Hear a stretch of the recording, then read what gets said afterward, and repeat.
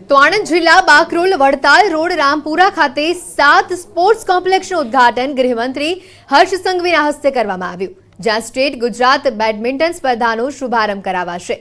Sports કોમ્પ્લેક્સથી અનેક ખેલાડીઓને પણ ફાયદો થશે।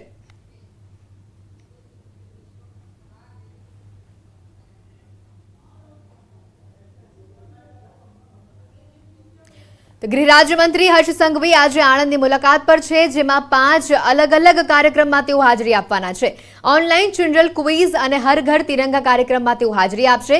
तो आ तरफ सरदार पटेल मेमोरियल हॉल खाते तेओ हाजर रहेवाना छे। तो स्पोर्ट्स एकेडमीमां गुजरात राज्य बेडमिंटन स्पर्धामां पण तेओ हाजरी आपशे। तेओ एसपी ऑफिस डॉग स्क्वॉडनुं लोकार्पण पण करवाना छे। तो तेओ EFIR लॉन्चिंग कार्यक्रममां पण हाजर रह्या हता, जेमां તેમણે EFIR થી લોકોને માહિતીગાર કર્યા હતા। લોકોને પોલીસથી વિવિધ સેવાનો લાભ મળે તે માટે EFIR નું લોન્ચ કરવામાં આવ્યું હોવાનું તેઓએ જણાવ્યું હતું। અને હવે મોબાઈલ અને વાહન ચોરીની ફરિયાદ લેવામાં પોલીસનો સમય બગડતો હતો, જે સમય હવે બચશે અને અન્ય ગુનામાં પોલીસ કામગીરી કરશે, તેમ પણ તેમણે જણાવ્યું।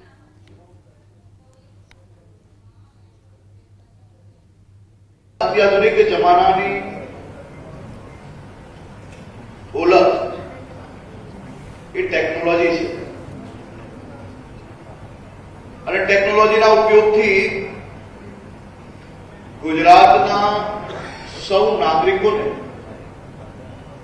પોલીસની વિવિધ સેવાઓનો લાભ મળી શકે તે માટે EFIR લોન્ચ કરવામાં આવ્યું છે।